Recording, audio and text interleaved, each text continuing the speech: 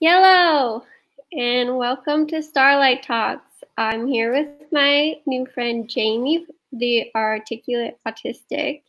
I have Hello. her blog, her Facebook blog, linked in the description. You guys have to check her out. She writes about living on the spectrum, and I like you're saying how you like close the gap between the NT and the ND world. Yeah, I'm definitely trying Yeah. to bridge the gap. I'm starting to use just recently as of today, I'm using only autistic and non-autistic just because I am autistic and I don't want to speak for a neurodiverse person. But yeah, I'm definitely trying to bridge the gap. Oh, sound cut out. What happened? I don't know. Okay, you're back. That was Hi, weird. hello. I have no idea. Technology does not like me sometimes. Yes, technology can be very unreliable, very frustrating at times. Yeah, so I'm going to do my usual introduction. Go to autism.com, check out everything we have to offer. We have our social groups coming up, support group. Um, So go sign up. We have, I think next month is our end of year celebration. Um, so go register for all of that on the website. Go to artisan.com and click on the calendar. Um, and if you haven't seen the new trailer for Everything's Gonna Be Okay, that just landed, that my sister is in. She's not in the trailer, but she'll be in episode 2, I believe. And that show has 3 authentic casts of people with autism playing people with autism. Wow. So go check out that show, Freeform. Josh Thomas is awesome. He wrote it. What else happened this week? Feel like I'm missing something, but yeah, come back next week. I do these live streams every week, every Wednesday at 7 Pacific Standard Time. Next week, my guest will be Alex Plank from Wrong Planet. So come back next week for that. He did a live stream in the past and he wanted to come back. So, all right. So this week, Jaime is here. Hello. We're gonna talk about her story. She's open to share. Yeah. So one of the questions I like to ask, especially someone who older than me, is like how their experience was different, because I know like in the past there was way more negativity around autism and less diagnosis is happening and more of like thinking of it as lower functioning. Like we still have a long way to go, but it was like definitely were harder to diagnose, especially women on the Yes. spectrum. Because I know mine is considered a late diagnosis, and I was diagnosed at 16. But I know, like for a lot of women, that's still pretty early. Yeah, I was diagnosed at 35. I'm 39 and in 9 days I'll be 40. So I completely understand what it's like to be a person, especially a woman on the spectrum who was thought of as everything from making it up for attention to being lazy to mental illness. And I do have PTSD, but actually the road to my diagnosis was not easy. I figured it out on my own, actually, by doing a random Google search. I remember I was at work. At the time I was 28 years old. This was back in 2008. And I had this person came up to me and he told me a joke or something, and then I didn't understand it and I took it literally.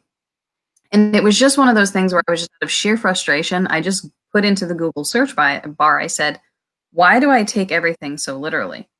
And this test popped up. It's like the Aspie quiz or something. And I'm like, what is this? So I click on this and I take this test, and I am like all kinds of autistic. And everything finally clicked for me. And I found the answer and I was amazed. And I'm like, okay, great. I finally found the answer. Well, I tried telling people and they're like, no, you can't be autistic. You look people in the eyes. I really don't look people in the eyes. I look people in the bridge of the nose, but it's close enough. You're capable of carrying on a conversation. You can hold down a job. You can do this. And those are all stereotypes that, now that's not true. Just because someone's on the spectrum doesn't mean they can't hold down a job. So I went through a really, really rough time, even trying to convince my mother, and my mother is on the spectrum, but, I had to convince her. And I had to do a lot of work in I didn't try to seek out a diagnosis at first. I just was self-diagnosed and that was enough for me.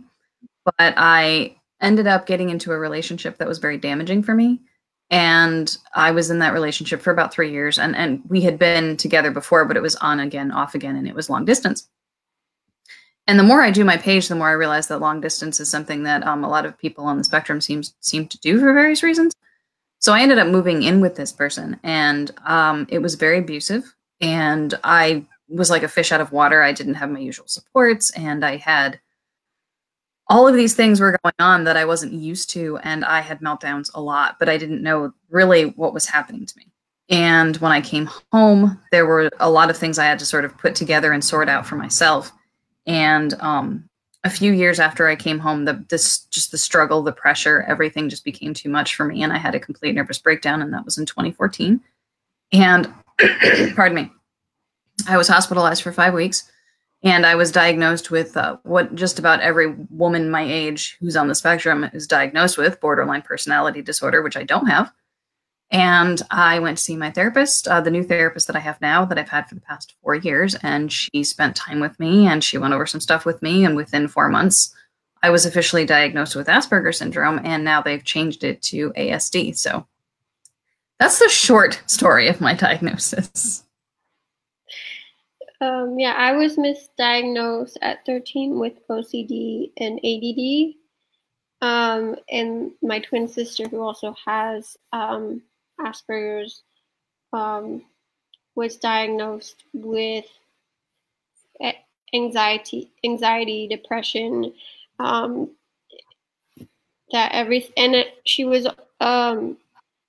she had Crohn's along with her autism. And even getting the Crohn's diagnosed, people were saying like that was in her head, that wasn't real. Oh yeah, I have stomach issues too, so I understand. I was told everything. I was making up everything. Yes. Yeah, we had a teacher that just refused to believe her in elementary school. So she came across so we both had all these different diagnoses, and then when she did a lot of research herself. She loves research. Whenever I ask her go the biology or how something works, she's just like, I'm on it. So she actually explained to me the birds and the bees in 3rd grade because she had looked that up. And I was not ready to hear that. But she so she did a bunch of research going none of this is accurate. This does not seem like me. And she found autism, or at the time it was called Asperger's, and went, I have it, but also Chloe has it. Yeah. And she was telling everyone, and I was like, no, I have ADD. And she's like, no, we're gonna go get tested, and I'm gonna show you have Asperger's. Yeah. And so we both were tested and officially diagnosed with Asperger's at age 16. And both were given that description, and that's opposite of everything from each other, which was so interesting, being twins. And so I definitely relate to that, the misdiagnosis stuff and not being believed, not being listened to. And then I found even after I was diagnosed, all these things that I thought everyone did, people would relate back to autism. I'd have a meltdown and be crying, and they're like, oh, you're only doing that because you're autistic, not because you're upset about something that happened. And I'm like, doesn't everyone cry for the same reason? Right? It's still kind of a weird way to put it. I didn't say that literally, but that was the message I was getting. Right, because it's genuine upset. It's a real emotion. Huh. Okay. Like the tantrums and meltdowns and all that as it relates to autism. I just felt like because I reacted to things that in a way that people didn't expect, even though I thought everyone cried when they were upset, I was just upset about things that other people, I guess, normally weren't. So like I relate to like all that not being understood, and so we both write blogs about all those kind of experiences, and I was really surprised when I first started writing how universal that story was, because I felt so alone for so long. Yeah, and it really is. And I'm still I get amazed every day by somebody saying, all this time I thought I was alone, and there are so many of us. And, thank God for the internet, because otherwise we never would have each other. Right. Yeah. I went to this retreat for when I was 18 for those with autism, where I met Danny Rady, and he explained to things. He's the owner of Asperger Experts, and he explained things in words that like had never been explained before, that like people just assume Mm-hmm. And just like simple things like when like the golden rule, which is a lie, like treat everyone the way you want to be treated. Don't do that. Treat everyone the way they want to be treated. Right. Like, and like simple things like that, he like broke that, because we're so literal, those of us on the spectrum. So he like broke everything down, that like everyone just like assumed you knew this information. Right, exactly. Right. I can't tell you how many times people have assumed that I know something that I don't, and just lacking that information, and also not knowing what you don't know. Mm-hmm. So you can't explain what you don't know. If you don't know it. So it's like kind of like speaking a different language, or it's like culture. And you mentioned how like jokes went over your head. I write a lot of comedy as a writer. I'm a filmmaker, and so what I understand about comedy is it has to be a surprise for people to laugh at it. Mm-hmm. And so when you think so differently, for most people, what surprises you is going to be different. Mm-hmm. So when people come up with something that's a logical answer, you go, yeah, that makes sense, instead of like, oh, that's a joke. Oh, yeah. Where I'll say something I think is a logical answer to someone's question, and they'll find it funny because it's so unexpected for them. Mm-hmm. And so I've had like all these different experiences watching shows or movies where like they find it funny and I find it like a very emotional experience, or vice versa. And like I'm one of the people who I wrote a blog about this, how I'm one of the people that laugh at horror movies because I laugh when I'm scared. Okay. And like and people have like gotten upset, like, why do you find that funny? Like, I don't find it funny, but we react differently to everything, and when it doesn't make sense, like I wouldn't react like that. Like, but I'm not you. So there's this hard space that we need to come together on and like explain different people are different people. And so I like you write so much content. I don't know how you write so much. I don't know either. It just sort of happens. I started writing. I've only been doing the Articulate Autistic for not even a year. And I for a year, but like for 10 years before that, I told you I was sick. And for the longest time, because I have stomach issues and things like that. So I still write for that occasionally. But now that I'm doing the Articulate Autistic, I feel like every time somebody comments something, it gives me another idea for something else I want to address. And so I like having that connection and communication with people, because then I find out what people need to hear about. And then I kind of go from there. So it's like this content I don't have to research anything. It's all in my head. So I'm able to just sort of literally articulate it all. So, and that's really important to me.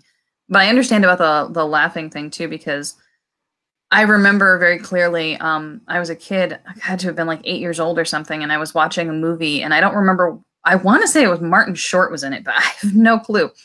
And whoever it was in the movie, got stung by bees.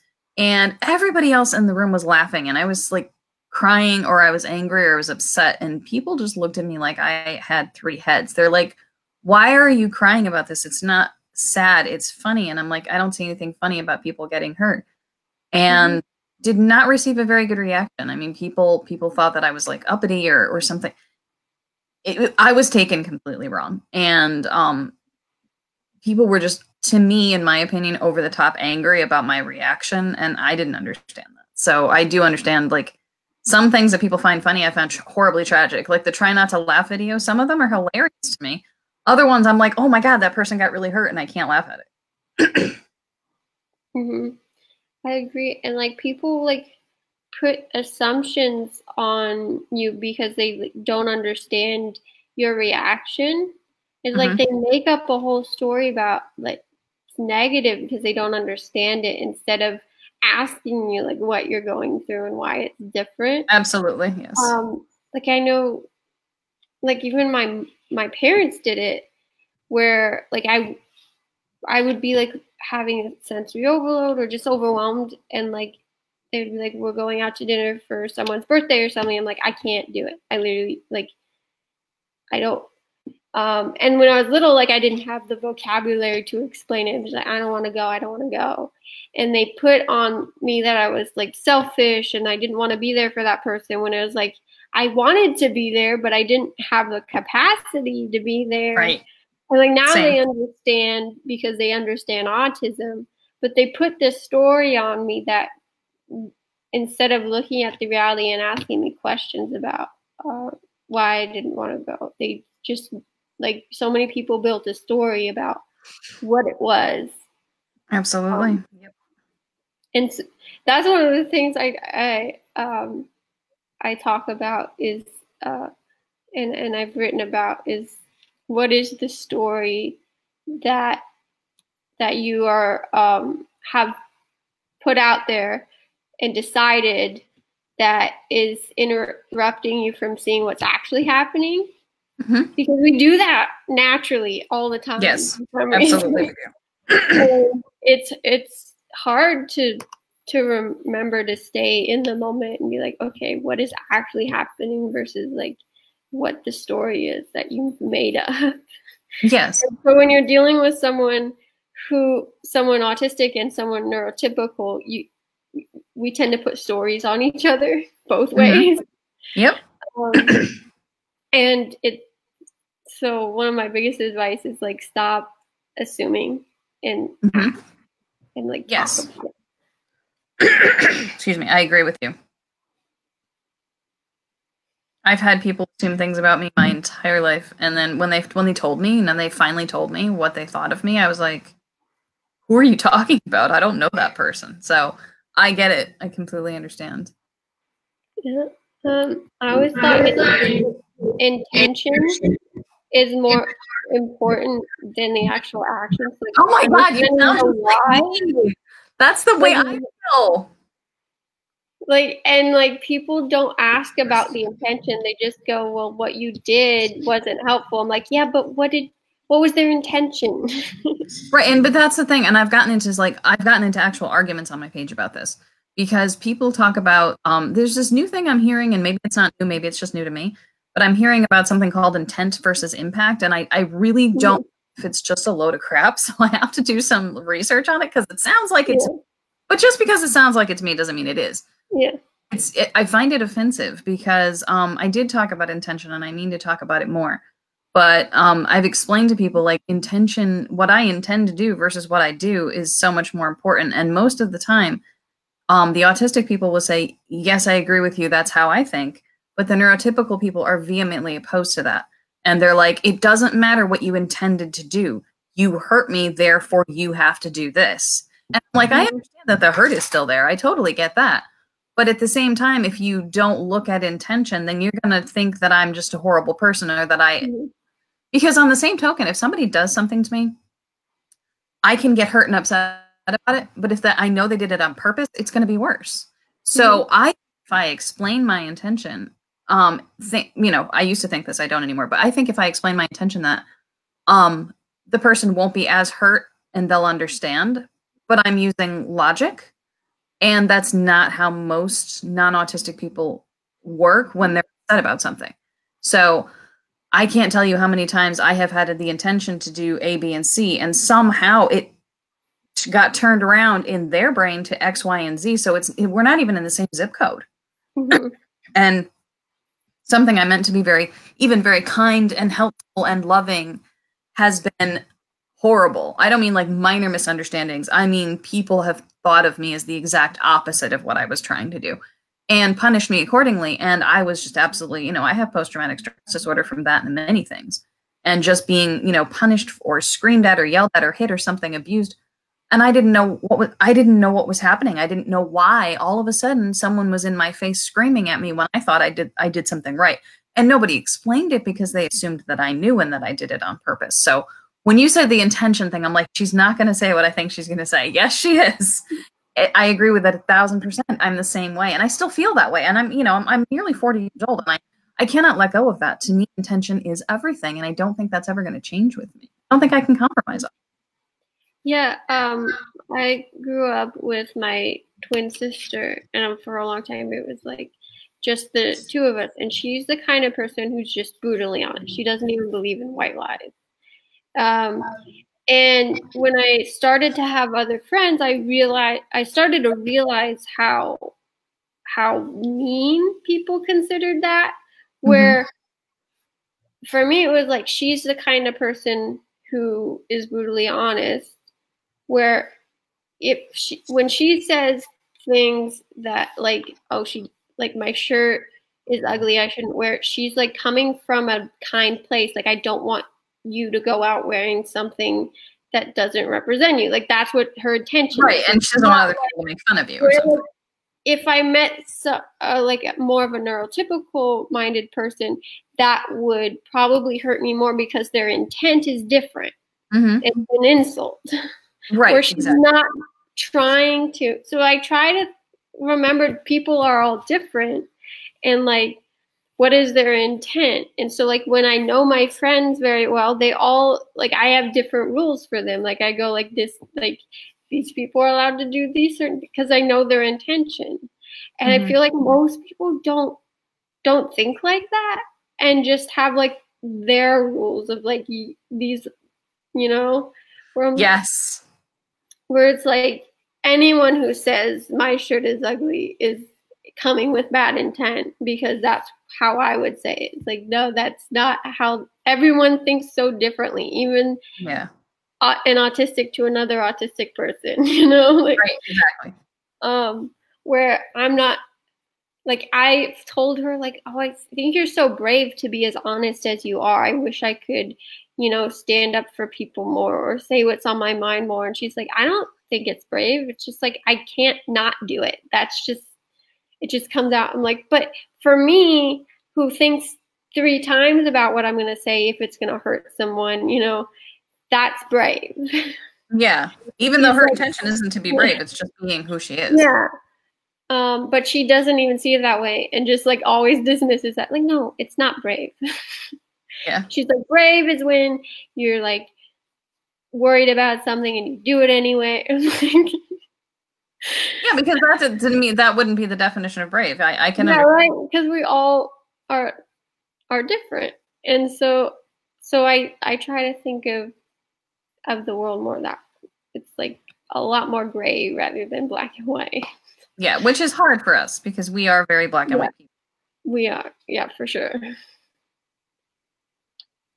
I found also that when we think of neurotypicals, we think of them as like emotional, like nonsense, like they just like jump out from how they're feeling instead of how the world is. Where like a lot of neurotypicals can think of us similarly, or as like cold-hearted, but like still that's like emotional because like, we're not thinking of it as like how people think differently. We're like we both think we're coming from a logical place, but we think so differently that it just like doesn't compute, if that makes sense. But I found like it's really interesting the way that,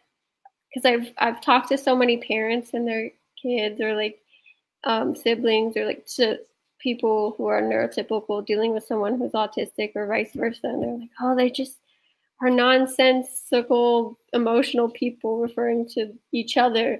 I'm like, that's how they think of you. Yeah. And that's been really helpful with when they start communicating. It's like we both come from not at all understanding each other instead of like it's one-sided. Yeah, definitely. Yeah. It's the same way. I'm trying to help other people with communicating, and I'm like, this person sees you exactly the same way you see them, and they're struggling with the same exact problems.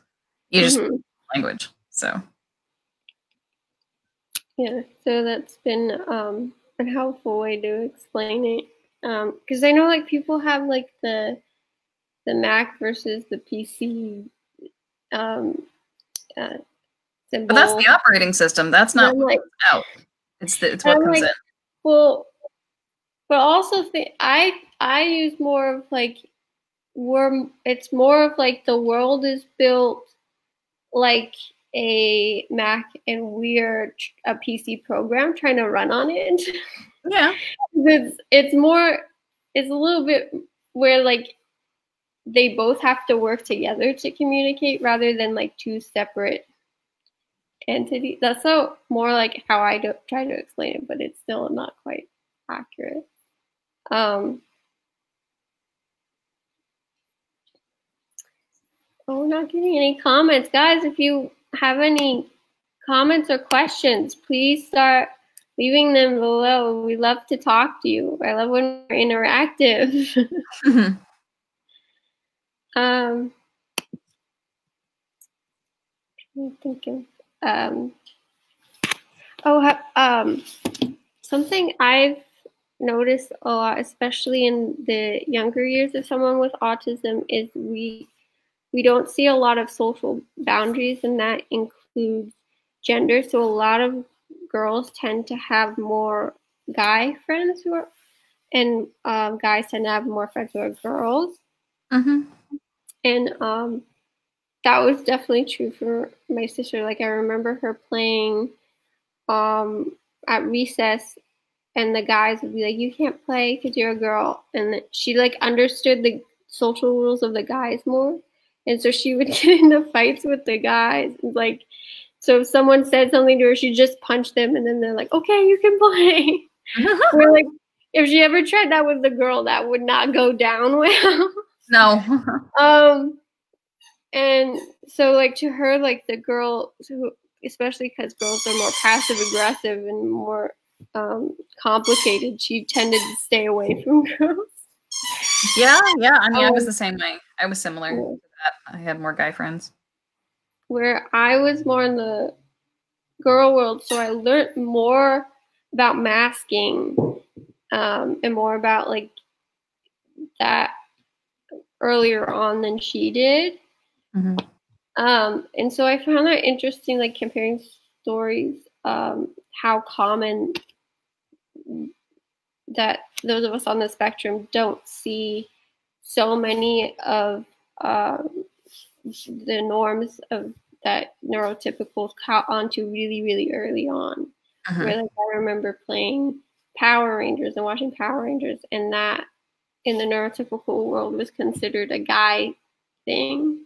And we didn't even put gender on things. Where like I remember talking to my friends like, "Oh, did you watch Power Rangers?" They're like, "That's a boy show." Yeah. And I was like, "Oh, I didn't know there were girl and boy shows." I found that to be a commonality with a lot of people with autism. It's like gender didn't make sense. Age social hierarchy doesn't make any sense either. Yeah. And age, like I had a lot of friends younger and older than me, where a lot of people stuck to their own grade. Yeah, no, I did too. And I remember my parents even be like, "Don't you want to hang out with people your own age?" And I was like, No. "I want to hang out with people I like hanging out with." Right, yeah, I was the same way. My friends were always much older and much younger. It's still the case. Mm-hmm. And just there were a lot of things like that with autism where we didn't see boundaries that other people did. Mm-hmm. And I find that really interesting because we have a much higher rate of those with autism coming out as LGBTQ and all different. Yeah. Because we're very open and very accepting of, because we don't have those kind of boundaries. So like earlier on, we explore more different things. That's true. That is true. I've noticed that too. And I did a post about social hierarchy where we don't understand that there's an assumed an automatic difference between the CEO of a company and the janitor. Like, I'm going to treat you the same. I don't, I learned that you're not supposed to do that, but I don't intuitively understand social hierarchy. And that was one of the posts that I did. And people were just blown away and they're like, oh, that's why my, son or daughter acts that way. And I'm like, yeah, because social hierarchy doesn't mean anything to us. It's not something we pick up by osmosis. There's a lot of things that neurotypical people pick up automatically that we have to be taught like it's math or science. We don't pick it up. So those social rules just don't apply. And that's why we end up thinking, well, that doesn't make any sense, because we're never the go along to get along type. We're the type that question everything. Mm-hmm. Like, I remember the first time someone asked about popularity was like in middle school. Someone asked like, "Oh, do you consider yourself popular? How many friends do you have?" I never had thought about that before, like the social hierarchy of like friends. And I remember like just being confused. Like, I don't know. I have friends I like. I don't know how many makes you popular. Yeah. And so I remember like middle school was like the first time I ever thought about that, where like I realized I had friends who had been thinking about that since kindergarten, who were like, I need to have more friends. I need to have these kind of friends. I need to hang out with these kind of people. And I was never like that. I was always like, I want to hang out with someone that I think is cool and fun and, I connect with, rather than I need to be with the popular people or this kind of person or this many people.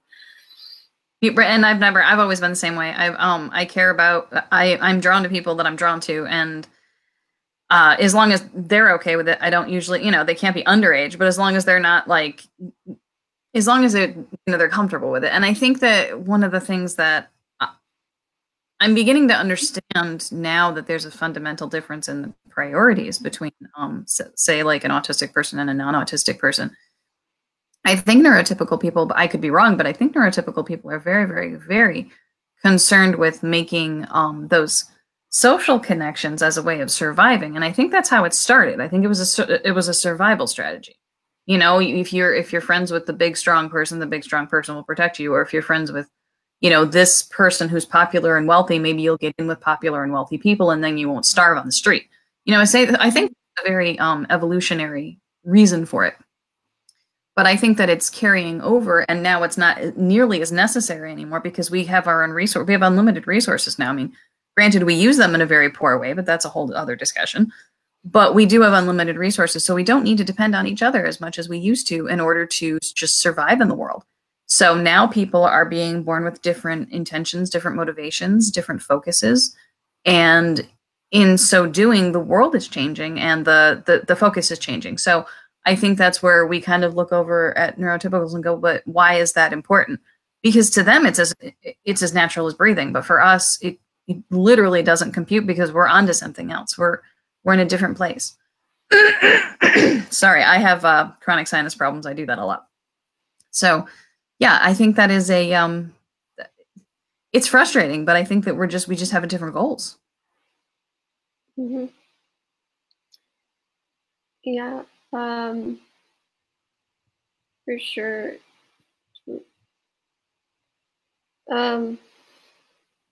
trying to see if there's any comments. Let me open it up on my app to see if I'm just not getting them, because sometimes that happens. I mean, I only see 2 viewers on the screen, so I don't know if maybe we're accidentally having a private conversation, like people are not seeing it. Do you post this after it's done so people can watch it? Yeah, I post it to YouTube and it's saved on the autism page. Okay. Yeah, because I was going to say I didn't see, and I thought maybe I just wasn't seeing the viewers, but I only see like 3 people, so it's possible. I don't know if that's accurate. I mean, I don't know. I was like, really? I mean, you didn't have it like private or something like that, or like in a specific secluded room? Huh. Weird.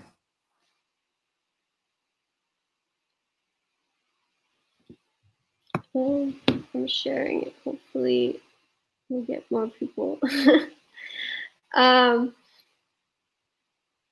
Yeah.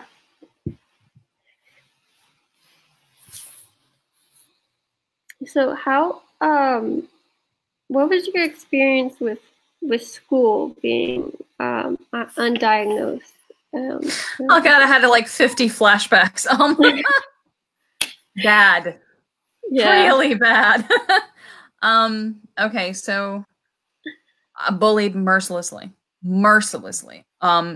Hardly any friends, and any friends that I did make, I managed to alienate them pretty quickly. Physically, emotionally abused. Sometimes even the teachers got in on the act. Walking home from school wasn't safe. People, and maybe this sounds a bit dramatic. I mean, it's not dramatic to me, but maybe it sounds a little over the top. I honestly got a very strong feeling that people wanted to kill me. They wanted to eliminate me. I was the alien in the midst. I was the aberration. I was something that didn't make any sense to them. And because of that, they wanted to destroy it. And I think that that's your mob mentality right there. I don't think that every individual person had a problem with me. But I think because one person did, or a couple people did, or the popular people did, it became like a plague that spread. It's like Jamie's a problem. So therefore, and obviously my behavior certainly didn't help matters. I have always been, it's funny because I am autistic, but yet I'm very sarcastic because I learned that from my dad. My dad's very sarcastic. And so I can be very snarky. And when I thought people were just trying to be a certain way with me, I would kind of snark back at them, but not understanding that there was a completely different social rule that I didn't understand. I didn't know when people were just teasing to be funny or teasing to be cruel. So I just never had the appropriate response. So I think the grand consensus was eliminate Jamie at all costs. So the fact that I'm on the eve of my 40th birthday is actually kind of amazing because I didn't think I'd make it this far. So when I say bad, it was bad. But then again, I grew up in the 80s and 90s. So my experience is going to be different from somebody who's, say, in Gen Y and definitely in Gen Z, because at least people are aware that other people are autistic now. And it's not just seen as, you're some sort of alien from another planet and we want to destroy you. So forgive me if that's a little too heavy, but that's the truth. Yeah, I found socially, like, I just didn't understand, because for me, everyone, I don't know if they were like pretending to be nice, but I remember at school, everyone would be like really nice to me, be like, oh, you're so nice, you're so innocent and sweet, and like, but then like I would invite them to hang out after school or on the weekends, and like I had so many birthday parties where like no one showed up, and like and I just like couldn't understand why everyone would say they were my friend at school but never showed up to anything and never invited me to anything. Like especially when I started to join social media, which I joined late, like I would see like everyone got together and I was like, well, why wasn't I invited? Right. Okay. And so like that, I remember a lot of that until about like college age. Then I started to like really start to gain friends. Do you mind if I ask you how old you are? Because I've been trying to figure it out. Sorry, I'm 23. Okay. Okay. I'm 23 in October, just really recently. I know. Well, no, I thought you were about now. 18. I mean, we tend to look younger. We do. All of us tend to look younger, so it's not that strange. But I mean, you were talking about social media, so I just didn't know where you were on. Like, yeah, I just wasn't. I didn't have a smartphone until like my last year of high school because I just like didn't understand why you would need a smartphone when you had a computer and like my phone text and like it just like didn't compute to me. It didn't compute to me either. I've only had a smartphone for probably the past 3 or 4 years. I didn't. I absolutely refused to get one because I was so afraid that I'd be. My parents forced it on me. They're like, "This is how you make friends." Like, but what's funny is usually that doesn't happen. It's the opposite way around. The parents are usually like, no, we don't want you to get a smartphone at a certain age. They're like, yeah, take it. Like, no. Like my little sister, like starting like in middle school, like was like, I need an iPhone. I need an iPhone. I need it. And like my mom gave her old one for Christmas, and like she was like, it was where like for me, I was like, it's so expensive and like such a waste. You were so practical. And I just like I had like my $20 like the slide phone with like the texting and like I like the buttons and I like it's just I miss the buttons. I miss the physical buttons. I do too. Yeah, I love it. I love the little keyboard. It was so nice. So now I text like this. Yeah. It looks ridiculous. And then like I think I got social media like at the beginning of high school where most people had it in middle school, and I didn't know that's where they were contacting each other. I thought everyone was texting because again, everyone had the smartphone and I thought they were just texting each other, but I guess they were on whatever social Facebook. I don't think Snapchat or Instagram are out yet. Because when I got my iPhone, Snapchat and Instagram were already a thing. I don't know when they started, but I got an Instagram like 2 years ago, so I get it.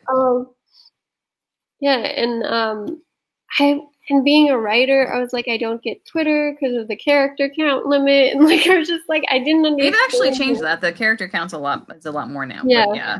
Oh yeah, it was horrible when I first started. I was like, I don't understand how you guys are talking to each other on here. And texting used to have a limit. I remember that. Yeah, that's true. That's true. You'd have to send several messages. So yeah, there was a lot about the social media that I didn't understand for a long time. Where like in college, I got to know it and I started, friending people on Facebook. Like people were like, knew my birthdays. I'm like, how do you know my birthday? It was on social media. It was like my mom posted it was my birthday, and like I didn't know that. Like all those kind of things social media helped with that, and it's a great tool like now that it's available. And I feel like parents like sometimes don't understand like this is how people are making friends now. I know people reached out to me before I went to college, like through social media, went, oh, I see that you're going to Woodbury, or to whatever college, like let's talk and like talk about what major you're in. And like people made friends before they showed up. And I was like, right, okay. Like I think people were doing that in high school and middle school, and I just didn't know. Didn't have access to that. So like I remember being so lost when we would switch schools or switch grades and be like, okay, where are we sitting now? And they like all my friends had talked on social media and said, this is our meeting place.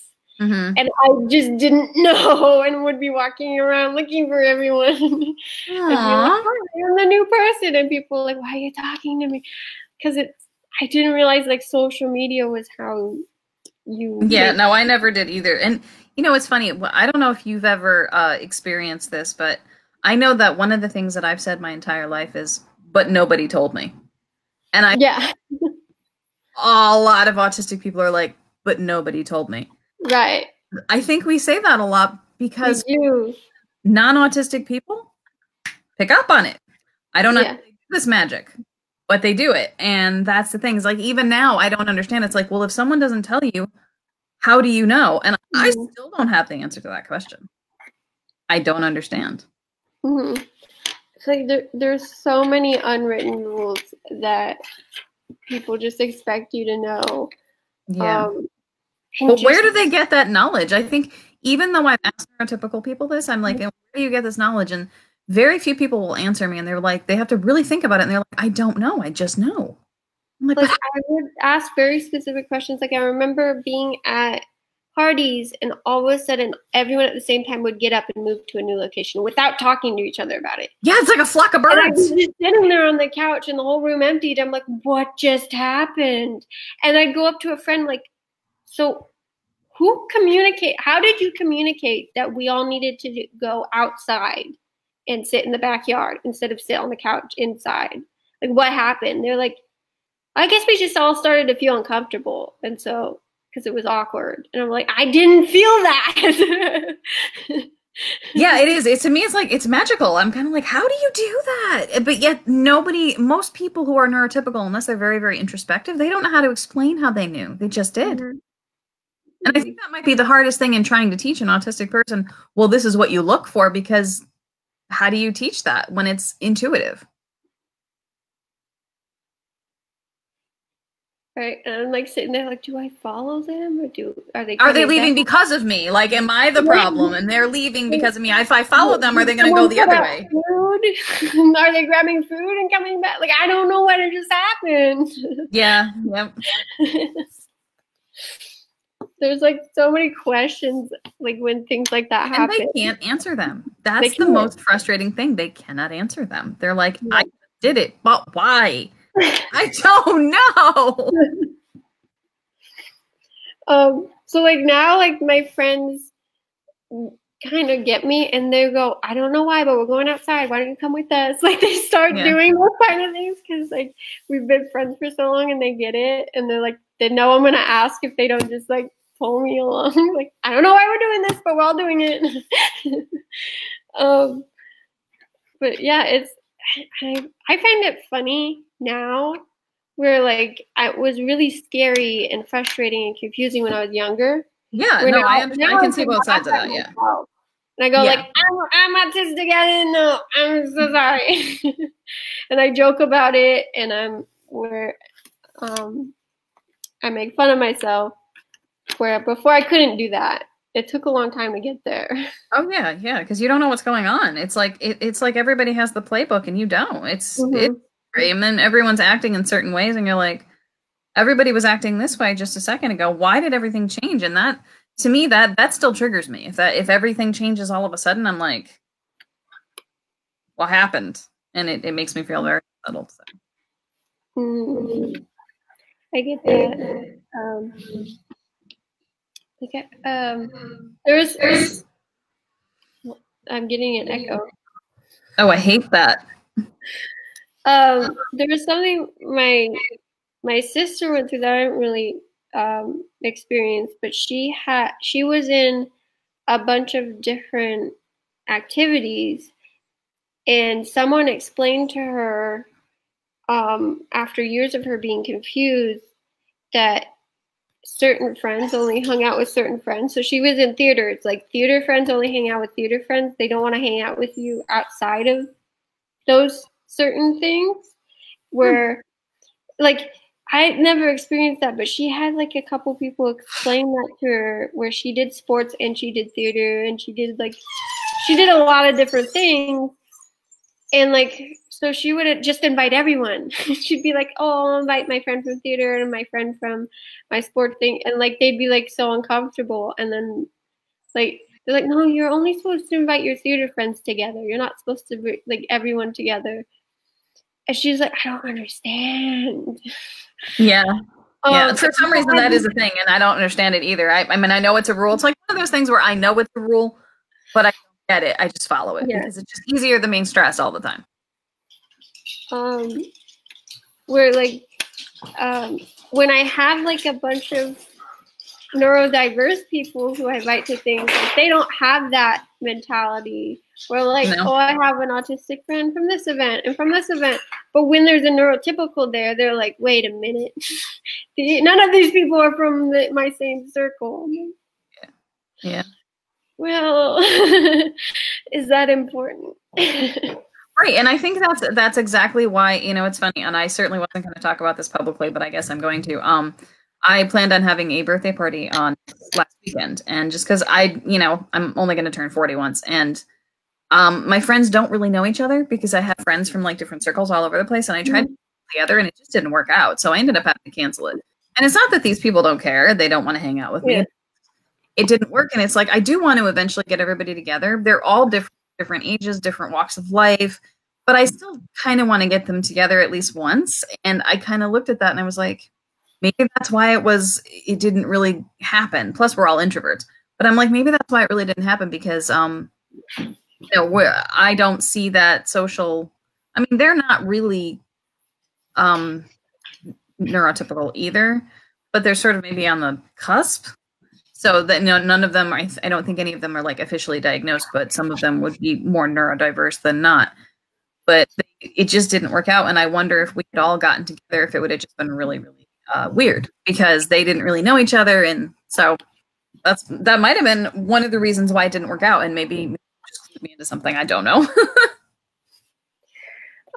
Yeah, I found that over time, I picked up like one friend from here and one friend from there. And then like all of a sudden they added up. Uh-huh. Like overnight, I was like, whoa, I have too many people to keep track of. And so I don't really like having huge parties. So I haven't. Oh, yeah, no, me neither. This was going to be a one-time event. I normally have birthday parties with 1 or 2 people. And so when I started being like, wait, I have to invite this person, but not this person. And but what if this person feels? And I was like, I've never had this problem before. Normally I invite everyone and only 2 people show up. But now I'm like worried. What if everyone actually shows up? Right. Then what do you do? Exactly. Yeah, I've had that issue. Yeah. So I only have like that party every few years where I invite everyone, and it's been really cool when a bunch of people do show up together, and it's luckily worked out. And I'm hoping it's because I did it in the right kind of environments where I wear yellow every day. And so for my 22nd birthday, I had a yellow tea party where like everyone got to take home a teacup that was yellow and like, and so that was really fun to me. So there was like 11 of us that had a tea party. I can't even imagine having that. No one knew anyone. It was, and I think it was because no one knew anyone at work, where it wasn't like these 3 know each other and these 3 know each other. Because when I've done that, they like all separate into their own groups. Yep. And then I have to jump from group to group. Yeah. And I'm like, I feel like I'm just like hopping around trying to make everyone happy instead of like we're all together. And so that might have been the reason. I don't know. There's so many reasons it could have worked and not worked. And I think my 18th birthday was like the only one where like everyone showed up, and I did a thing where I said, as far as presents, you're not allowed to buy anything. You have to make something. And so everyone had to like present their present. And so like they started like their common denominator was me. And so, and they had a thing to show that and talk about. And we started telling stories and that kind of brought us all together. And that was pretty cool. And everyone's like, well, I have this story about Chloe. Well, I have a story about Chloe. Aww. I was like, this is really nice. But I've also had disasters at parties that didn't work. But yeah, I find it interesting because definitely my parties are not neurotypical parties. They're so different. Yeah, I'm definitely not much of a party person at all. But I mean, every once in a while, I'll try to get together with people. But it's like 1 or 2 people, and that's more than enough for me. Mm-hmm. For sure. Like I'd rather, like I'm so much better one-on-one, and I think my friends figured that out too and prefer that.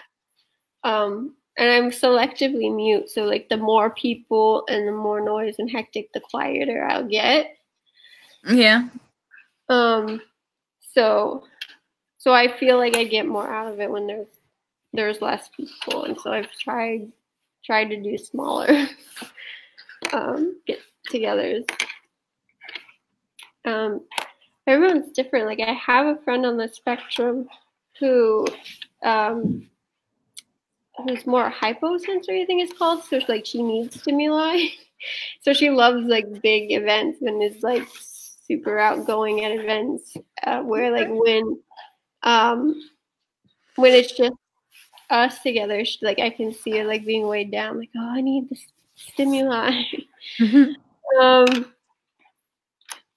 And so, yeah, I find it really interesting talking to her and being like, so, because she's somehow like more able to talk more and more clearly when there's more people. I'm like, how do you do that?